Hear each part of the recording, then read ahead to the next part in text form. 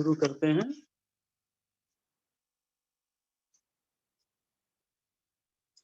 कितना तुम चले कर आए हो, कितना चलना बाकी है, कितना साध चुके निज को तुम और साधना बाकी है। मोह योगी को कितना छोड़ा, कितनी यात्रा तय करना।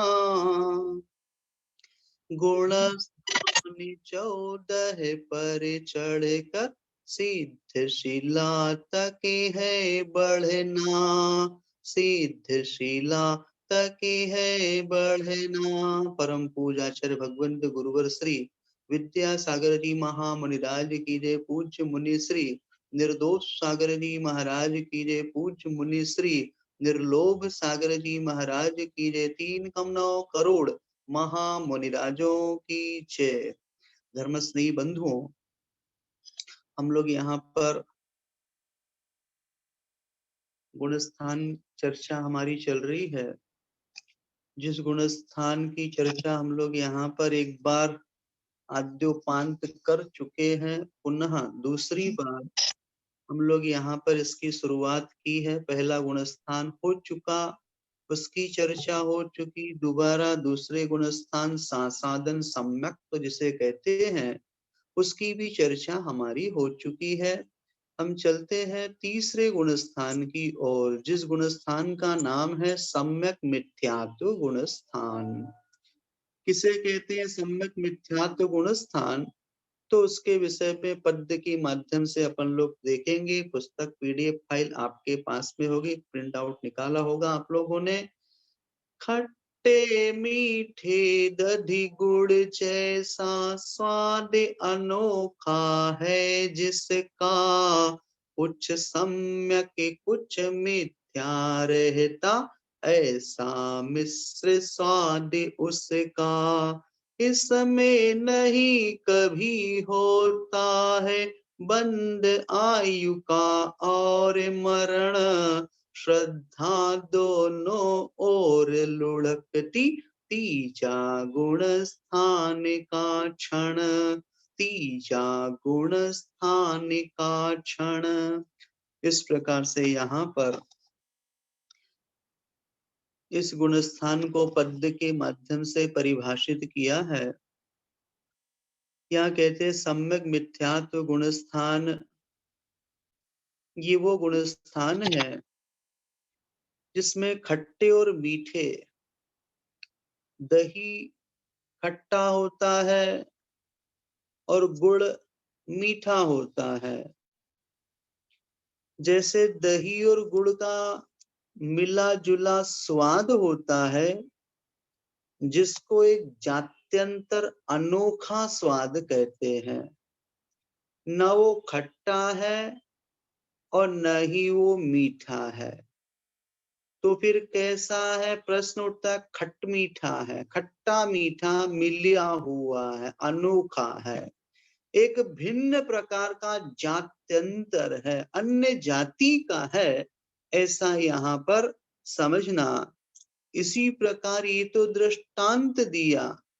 वो गुणस्थान सम्यक मिथ्या तो जो है, न सम्यक रूप है न मिथ्या रूप है, तो फिर कैसा है? सम्यक मिथ्यात्व एक अलग भिन्न प्रकार का वह गुणस्थान जो है, उसे यहाँ परिभाषित कहते, कुछ सम्यक कुछ मिथ्या रहता है।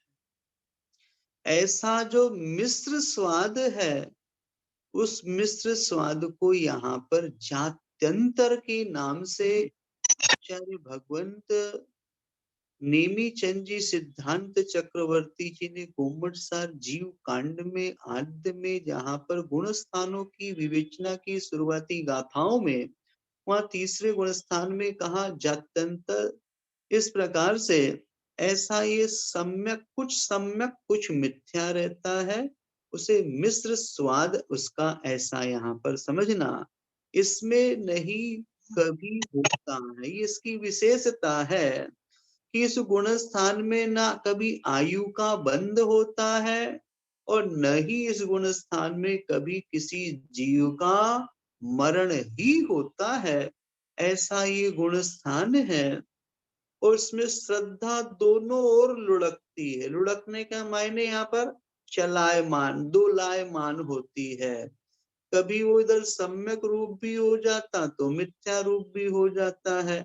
ऐसा ये तीजा गुण स्थान का क्षण, ये तीसरे गुण स्थान को यहाँ पर ऐसा समझना। सम्यक मिथ्यात्व गुण स्थान की परिभाषा पुनः बनाते हैं कि सम्यक मिथ्यात्व कर्म के उदय से आखिर ये कार्य हुआ कैसे। तो श्रद्धा इधर सम्यक भी हो रही, मिथ्या की तरफ भी जा रही है और यह कुछ सम्यक पना कुछ मिथ्या पना है। आखिर इसका मूल कारण क्या है? इसका मूल कारण है सम्यक मिथ्यात्व प्रकृति, कर्म प्रकृति का उदय। इस उदय से गुण मिश्रित दही के स्वाद के समान। ये तो एक दृष्टांत दिया है लौकिक जो अपन लोग प्रयोग करते अपने भोजन पान में। दही और गुड़ को देखा जाए तो वास्तव में दही गुड़ खाया नहीं जाता, उसको अभक्ष्य की कोटि में कहा गया है। यदि आप लोग दही और गुड़ को खाते हैं तो समझना कि आप अभक्ष्य का सेवन कर रहे हैं। बहुत से लोग होते हैं जो दही गुड़ को ध्यान नहीं दे पाते हैं। इधर गुड़ का लड्डू रखा हुआ है और सामने थाली में दही की कड़ी रखी है, तो इधर वो कड़ी के साथ भी खाता, बीच में गुड़ के लड्डू का स्वाद भी ले रहा है। ये क्या है? ये दही और गुड़ को मिला करके खा रहा है, इसके मायने अभक्ष्य का सेवन कर रहा है। दही अपने आप में सेवनीय है, भक्ष्य है। गुड़ अपने आप में सेवनीय है, भक्ष्य है। लेकिन यदि हम उसको इस प्रकार से मिला करके यदि लेते हैं तो वो हमारे लिए लेने योग्य नहीं है। आचार्य भगवंत ने यहाँ पे जो दृष्टांत दिया है, तो दृष्टांत यहाँ पर एक देश समझाने के लिए दिया है कि ये तीसरे गुण स्थान की परिणति कैसी होती है। उस परिणति को इस दृष्टांत के माध्यम से दिया। तो कोई यहाँ पर ये ग्रहण ना कर ले कि आचार्य भगवंत ने तो दही गुड़ वामिश्रम ऐसे गाथा कही है, तो हम भी दही गुड़ मिश्र का अपन यहाँ पर स्वाद लेकर के देखते तीसरा गुण स्थान बनता है क्या। तो आप तो दही गुड़ खाओगे तो अभक्ष्य का सेवन का दोष लगेगा। गुण स्थान बने ना बने वो एक बात की बात है, दृष्टांत दिया। नहीं तो लोग सोचे भैया चलो एक बार तीसरे गुण स्थान का स्वाद दही और गुड़ के मिलाने पर कैसा आता है हम ले लेते हैं। ऐसे स्वाद नहीं आता। वो दही गुड़ का स्वाद तो फिर भी आ जाएगा जो आपकी जबान पर होगा, रसना इंद्री बोलेगी हाँ इसमें खटमिठा पना है। लेकिन कर्म का उदय तो जब होगा तभी ऐसी श्रद्धा होगी। इधर सम्यक रूप परिणाम भी हो रहे हैं, इधर मिथ्या रूप परिणाम भी हो रहे हैं। जात्यंतर और एक बार बताएं। विद्युत प्रभा चौधरी जी नागपुर से कह रही जात्यंतर का होता है एक भिन्न जाति का। जात्यंतर अन्य जाति का। कौन सी जाति अन्य? न वो दही जाति है, न वो गुड़ की जाति है, ना खट्टी जाति है, ना मीठी जाति है। तो कैसी खट मिट्टी एक अलग ही जाति वहां पर होती है, उसको कहते जात्यंतर। ऐसा जो स्वाद आता है ये समझाने के लिए दृष्टांत है, और दृष्टांत है सम्यक मिथ्यात्व रूप परिणति, जो हमारी भावों का परिणमन है।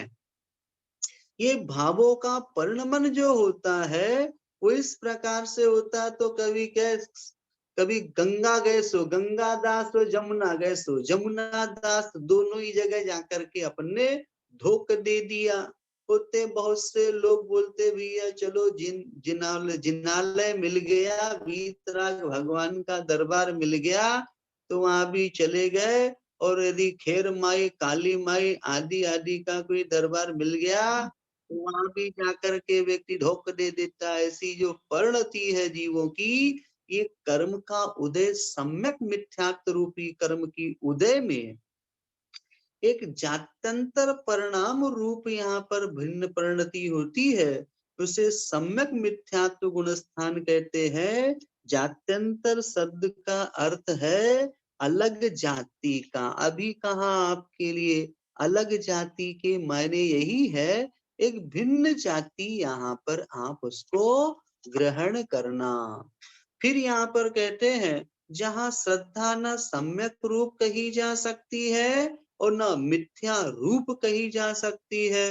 कोई कहे कि भाई मंदिर में आया वीतरागी भगवान के तो बोले सम्यक दृष्टि है, और वो बाजू में भी हनुमान मंदिर था तो पहले तो हनुमान जी के मंदिर से लाल टीका लगा करके आ गया, और यहाँ पर आया तो वहां पर केसर रखा था वीतरागी के दरबार में, उसी के ऊपर उसने वो केसर भी लगा लिया, उधर भी धोख दे दिया और इधर भी धोख दे दिया। तो अब कोई उधर जाकर के ये ना कहे कि ये मिथ्या दृष्टि है, जो अन्य कुलिंगी अन्य ऐसे कुदेवताओं को पूज करके आ रहा है, इधर आया तो बोले सम्यक दृष्टि है, वो देव साध गुरु की पूजा कर रहा है।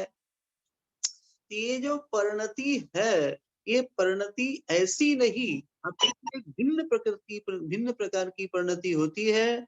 सम्यक मिथ्यात्व गुण स्थान में जीव, आगे क्या लिखा था नहीं पढ़ पाए। एक भिन्न जात्यंतर है, अलग जाति का है, जहाँ श्रद्धा न सम्यक रूप है और न जहाँ मिथ्या ही रूप है। ऐसी जो परिणति होती है, ये परिणति बड़ी खतरनाक होती, ध्यान रखना। ना घर के है अर्थात वीतराग के दरबार के, और ना घाट के है अर्थात वहां पर दूसरा जो मिथ्यात्व रूपी है वहां के भी नहीं है। तो ऐसी परिणति यहाँ पर समझना, ये सम्यक मिथ्यात्व गुण स्थान को यहाँ पर इन दृष्टांतों के माध्यम से बताने का प्रयास किया जा रहा है, क्योंकि ये परिणति अंतरंग का विषय है। ये परिणति हमारे भावों का परिणमन है।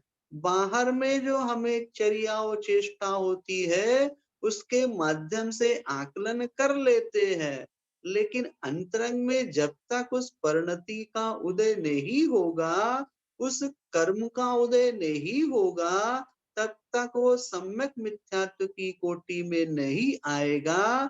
ऐसा यहाँ पर समझना।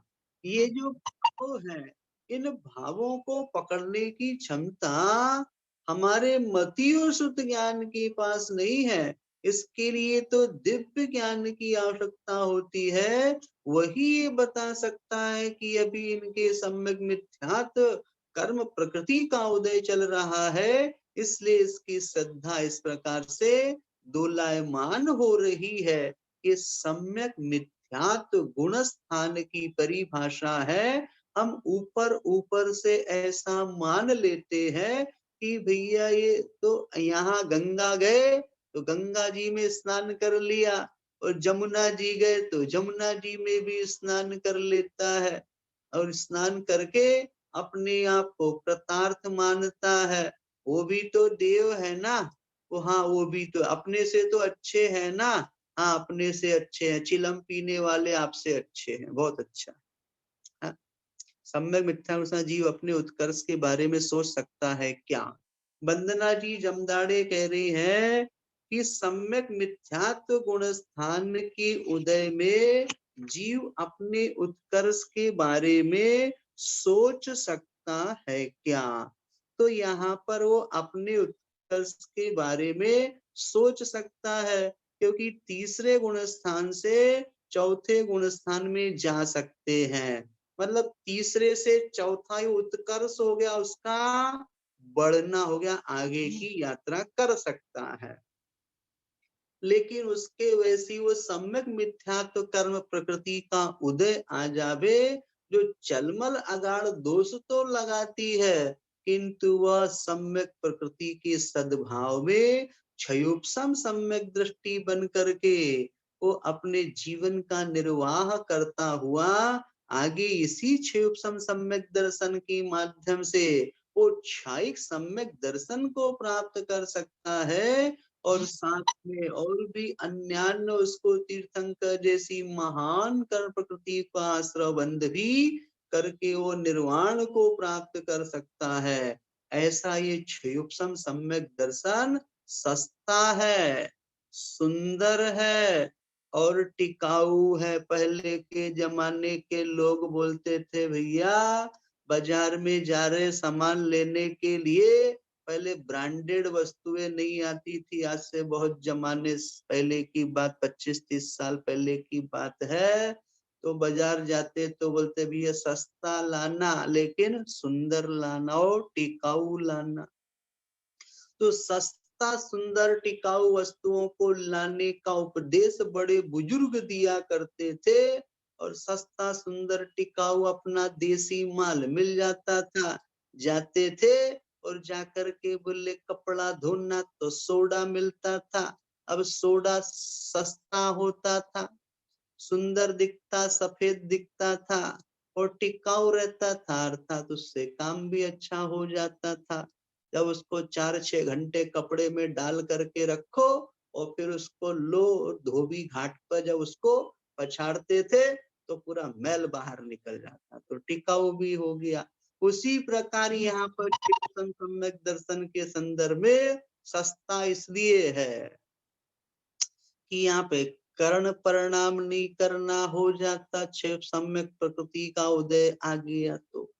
इसके उपरांत कहते हैं कि सस्ता सुंदर, सुंदर इसलिए है कि छह सम्यक दर्शन के सद्भाव में अन्यान्य ऐसी तीर्थंकर जैसी महान प्रकृति का बंध हो जाता है।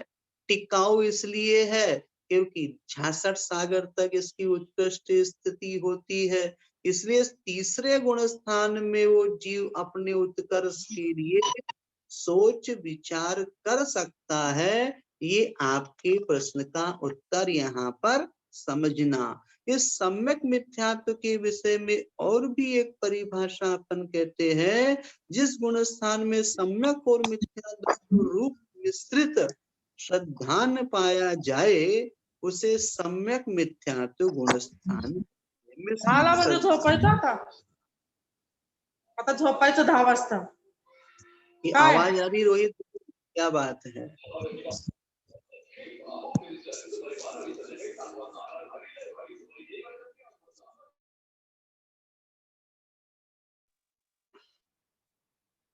तो यहाँ पर कहते हैं इस प्रकार सम्यक और मिथ्यात्व ये दोनों रूप मिश्रित श्रद्धान पाया जाए उसे सम्यक मिथ्यात्व गुण स्थान कहते हैं।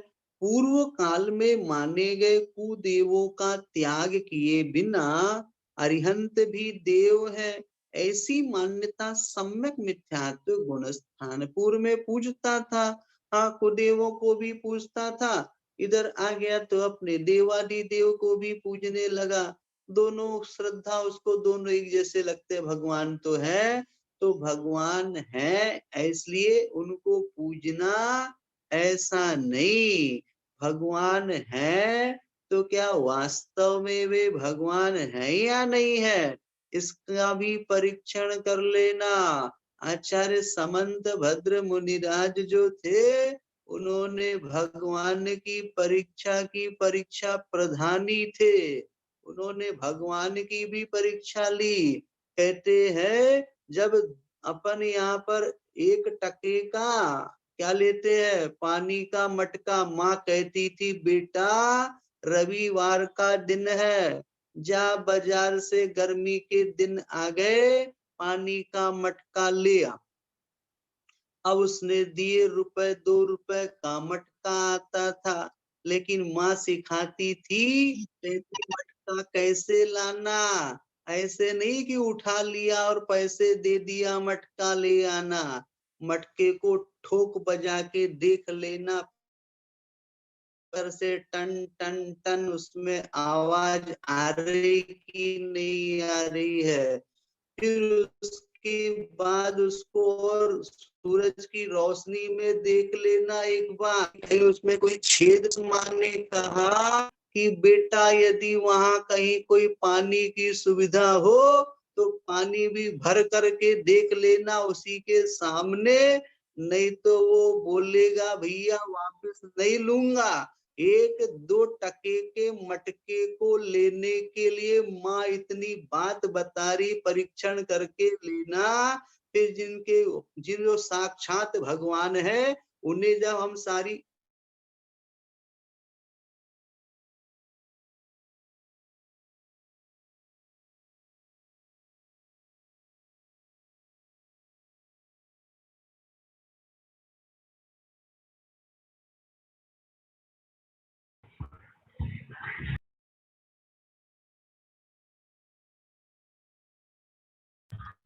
आवाज आ रही है आप लोग को? आवाज आ रही है आप लोग को? आ रही है भैया जी? आ रही है ना? आ रही है। चर्चा चल रही थी, तो मटका खरीदने को लेकर के, तो 2 रुपए के मटके को खरीदने में इतना परीक्षण, उसकी इतनी परीक्षा ले रहे हैं। वो मिट्टी के मटके की, जिसका नाच वहां पर वो तो पुद्गल है, अजीव द्रव्य है। इधर साक्षात अपने जीवन की सारी बागडोर जिसके हाथ में हमको सौंपना है, उसका कितना नहीं परीक्षण करना पड़ेगा। तो उसका परीक्षण करने का भी हमारा अपना एक मानस होना चाहिए। यदि हम इस प्रकार से परीक्षण करके अपने कार्य को सिद्ध करते हैं तो समझ लेना कि हम वास्तव में सही रास्ते पर चल रहे हैं। तो भगवान समंत भद्र की चर्चा कर रहे थे कि समंत भद्र महामुनिराज वे वहां साक्षात भगवान की जब परीक्षा लेते हैं, तो फिर जाकर के जब परीक्षा लेने में भगवान की परीक्षा लेकर के जब संतुष्ट हो जाते हैं कि नहीं, मैं जिन्हें भगवान मान रहा हो उनमें लक्षण घटित होते हैं या नहीं है। यदि ये लक्षण घटित नहीं होते तो वो मेरे लिए पूजनीय नहीं, मेरे लिए वंदनीय नहीं, मेरे लिए वो गुणानुवाद करने के बिल्कुल भी लायक नहीं है। इतना परीक्षण छद्मस्त अवस्था में रह करके किया उन्होंने। तो हम भी यहाँ पर देव और कुदेवों के संदर्भ में जब तक उनका परीक्षा ना लेवे, तब तक हमें अपनी मान्यता को व्यवस्थित बना करके रखना चाहिए। अंधानुकरण नहीं करना चाहिए कि बाजू वाला पड़ोसी कर रहा तो भैया चलो उसने कहा हम करते हैं, तुम भी कर लो। ऐसा करना एक प्रकार से ये अंधानुकरण है। हमारे पास तो एक ऐसा चक्षु है जिस चक्षु के माध्यम से हम वस्तु के स्वरूप को भली भांति जान सकते हैं। आगम चक्षु हमारे लिए कहाँ है? आगम के माध्यम से वस्तु के स्वरूप को हम बहुत अच्छे ढंग से जाने सुने समझे, और ज्ञानियों की चर्चा, ज्ञानियों के साथ उठते बैठते हुए इस कार्य को जब हम संपन्न करते हैं तो वास्तव में हम एक सही सम्यक श्रद्धानी माने जा सकते हैं। इस प्रकार से हमें करना चाहिए। छद्मस्त अवस्था किसे कहते हैं? शैलेश जी शाह मुंबई से पूछते हैं, छद्मस्त अवस्था, छद्मस्त अवस्था की माने ये है कि जिनके ज्ञानावरण दर्शनावरण कर्म का उदय चल रहा है, जिनके अंतराय कर्म का उदय चल रहा है, वे छद्मस्त कहलाते हैं। इस प्रकार से यहाँ पर ये घातिया कर्मों का जब तक उदय चलता है तब तक वो छद्मस्त अवस्था कहलाती है, और छद्मस्त अवस्था के व्यतीत हो जाने पर, घातिया कर्मों का नाश हो जाने पर फिर जाकर के वो केवल ज्ञान की उपलब्धि होती है, जिस केवल ज्ञान के माध्यम से भगवान वस्तु के स्वरूप को षड द्रव्य, 7 तत्व, 9 पदार्थ, पंचास्ति काय के स्वरूप का अद्योपांत व्याख्यान करते हैं। उनके द्वारा कहे गए जितने भी पदार्थ हैं उसमें किसी भी प्रकार की कोई भी स्वार्थ की गंध नहीं होती, क्योंकि प्रभु मोहिनी कर्म से पहले ही वे रहित हो गए। जब तक स्वार्थ होता, मोहिनी कर्म बैठा होता है, तो मोह कर्म के उदय में तो हमारे पास वहां पर स्वार्थी दृष्टि हो जाती है। यदि किसी से प्रेम होता है तो उसके प्रति हमारा पल्ल अधिक झुक जाता है, और यदि किसी से द्वेष की परिणति होती है तो द्वेष की परिणति में उसके प्रति हमारे परिणामों में एक खोटापन आ जाता है। ये राग और द्वेषात्मक परिणति जो होती है, ये हम अपने स्वार्थ के पुष्टिकरण के लिए करते रहते हैं, किंतु भगवान तो केवल ज्ञानी है। उनका उपदेश सबके लिए एक जैसा होता है, चाहे वो मनुष्य हो, तिर्यंच हो, चाहे वो देवता गण हो, सभी के लिए एक जैसा उपदेश होता है। हर काल परिस्थिति में एक जैसा उनका उपदेश होता है। ऐसे भगवान जो होते हैं वे छद्मस्त अवस्था से रहित केवल ज्ञान को प्राप्त जिन्होंने किया है, उनके माध्यम से यहाँ पर ये वस्तु का स्वरूप कहा जा रहा है।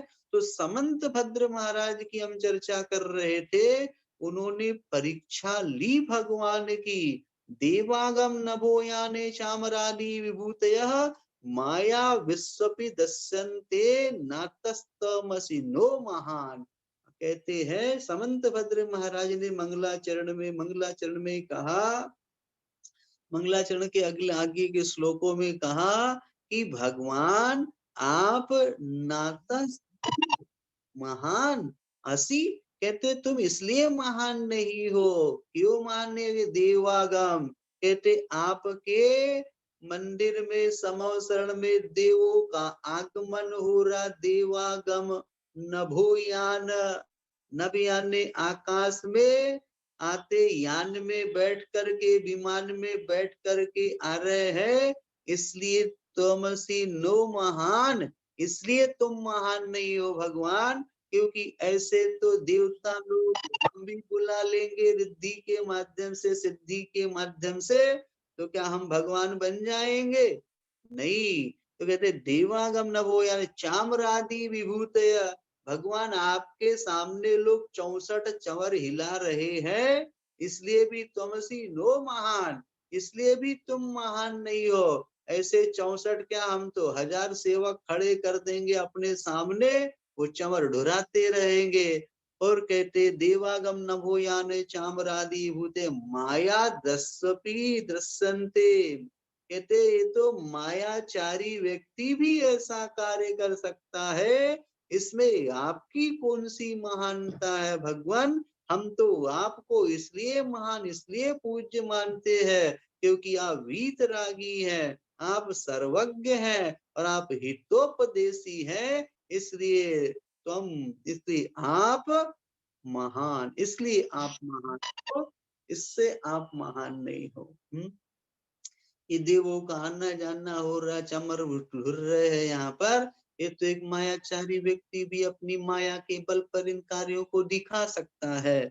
इस प्रकार से यहाँ पर अपनी चर्चा देव और कुदेव की चर्चा चल रही थी। कुदेव को पूर्व में मानता था, अरिहंत को भी मानने लगता है, तो ऐसी अपनी श्रद्धा नहीं बनाना, नहीं तो अपन लोग वहां पर ऐसी श्रद्धा बना लेते कभी कभी, वो देवता साक्षात लोगों की मुंडियों को पकड़ करके, जीभ बाहर निकली हुई है, हाथ में त्रिशूल और भाला है, जो लाल रंग से रंगा हुआ उनके रक्त का प्रतीक माना जाता है, और आप उनके धोख दे रहे, भैया ये कैसे धोख दे रहे, कैसे भगवान मान रहे हैं उनको। ये सब हमारे लिए कुदेव की कोटि में आते हैं। ऐसे कुत्सित देवताओं की पूजा पाठ करने से हमारा सम्यक पतित होता है, हमारी आस्था पर कलंक लगता है। इसलिए हमें तो 46 गुणों से युक्त जो भगवान अरिहंत है, ऐसे भगवान हमारे लिए पूजनीय, वंदनीय, स्तुति के योग्य होते हैं।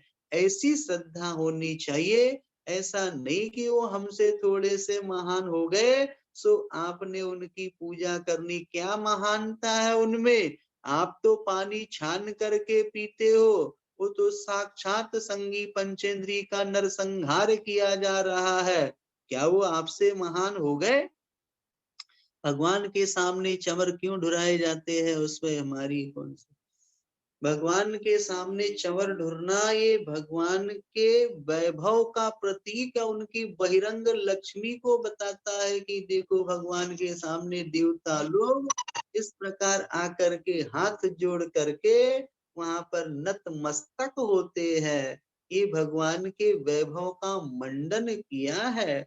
ये यहाँ पर समझना, जैसे लोगों के घरों में होते ना, आगे पीछे नौकर चाकर लगे रहते तो कहते भैया आप कैसे हैं? बोले भैया हम तो संपन्न है, गाड़ी घोड़े लगे, क्या है ये आपकी बहिरंग की विभूति का एक विभूति को दिखाया बताया जा रहा है, ऐसा यहाँ पर समझना।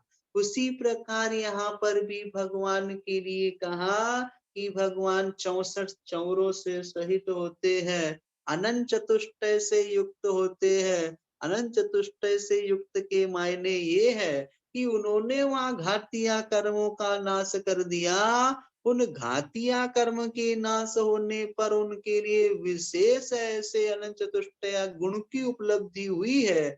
इसलिए वे 4 अनंत चतुष्टय, अनंत ज्ञान, अनंत दर्शन, अनंत सुख, अनंत वीर आदि जो होते हैं, ऐसे 8 प्रातिहार्य से भी युक्त होते हैं। ये प्रातिहार्य जो है ये उनके वैभव का बताने वाला, जो कि देवताओं के माध्यम से वो होता है, मंगल का प्रतीक माना जाता है। ऐसे अष्ट प्रातिहार्य से संपन्न भगवंत होते हैं, ये यहाँ पर समझना। इसलिए किसी भी देवता के पास जाकर के वहां पर आप हाथ पैर नहीं जोड़ लेना, नहीं तो वहां जाकर के आपकी श्रद्धा इधर वीतरागी के प्रति भी और इधर कुदेवों के प्रति भी इस श्रद्धा में मलिनता मानी जाती है। और जो दो नावों पर पांव रख करके यदि वो सवारी करना चाहता है, समझो कि वो अपनी मौत को स्वयं अपने हाथों से बुलाना चाहता है।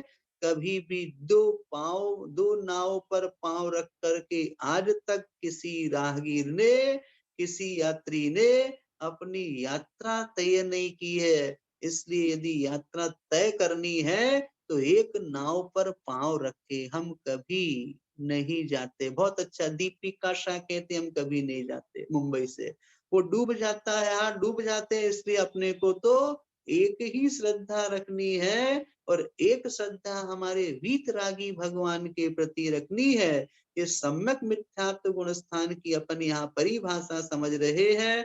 हमारी श्रद्धा में एक रूपता होनी चाहिए, हमारी जीवन शैली में एक पना होना चाहिए, हमारे दैनंदिन जीवन व्यवहार में एक रूपता जन्य कार्य होने चाहिए। तभी जाकर के हम अपने जीवन को सुव्यवस्थित बना सकते हैं। बहुरूपिया पन्ना जो होता है वो हमें संसार की 84 लाख योनियों में भटकाता है। ये बहुरूपिया जो होते हैं ये मायाचार से सहित होते हैं। मायाचार एक कषाय है, आत्म के अहित विषय कषाय। हम भी नहीं जाते, शोभा जी कह रही है हम भी नहीं जाते, बहुत अच्छा। अनुष्का जैन एवरी कहते हैं अभिषेक के समय आदि आदि। इस प्रकार से अपनी चर्चा यहाँ पर चल रही है कि अपने को यहाँ पर यही कहा कि प्रभु जो है हमारा भी त्याग है। बहुत अच्छा आप लोग का त्याग है, सरोज जी जैन, प्रीता जैन आदि आदि, नागपुर से, ग्वालियर से, बहुत अच्छा। हमको तो एक भगवान पर अपनी श्रद्धा आस्था रखनी है और वो है वीतरागी भगवान, बस। उसके अलावा न दाएं देखना न बाएं देखना है, सीधे जाओ, भगवान वीतरागता को देखो, उनका गुणानुवाद गाओ। हमारा नियम है कुदियों को किसी परिस्थिति में नहीं पूजेंगे। अनुष्का जैन नागपुर से कह रही है कि हमारा नियम है, हाँ नियम है, तभी तो जाकर के श्रद्धानी बनते हैं। हमारा भी रेखा जी दोषी पुणे से कह रही है हमारा भी कुदियों का त्याग है, लेकिन लोग कभी कभी भयासास नहीं है, लोभाच कुदेवा गमलिंगी नाम। आचार्य समंत भद्र महाराज कहते हैं कि कभी भय के वशीभूत होकर के, भयाशा आशा के वशु, भयाशा स्नेह के वशीभूत होकर के वीतराग भगवान पर दृढ़ दृढ़ श्रद्धा न है। बहुत अच्छी बात है। तो यहाँ पर लोग भय आशा स्नेह आदि के वशीभूत होकर के क्या हो जाते हैं, कहते शुद्ध दृष्टि, जो सम्यक दृष्टि होता है वो प्रणामम नैव चैव, कहते प्रणामम, प्रणाम नहीं करता किसी भी प्रकार का। बहुत अच्छा, आप सभी लोगों का खूब खूब आप लोग श्रद्धानी है। सभी लोग कह रहे कि हमारा नियम मन वचन काय से है। आप सभी लोगों को वास्तव में नविता जैन भी हाथ उठाकर कह रही हमारा भी त्याग है नागपुर से। इस प्रकार से माधुरी जी सर्वोदय भी कहती है नागपुर से हमारा त्याग है। सभी लोग अपने अपनी भावनाओं को रख रहे हैं। मुझे बड़ी खुशी है, कम से कम आप लोगों की श्रद्धा ये चलायमान नहीं की गए गंगा गए सो गंगा दास और जमुना गए सो जमुना दास। सपना जी सिरगुप्त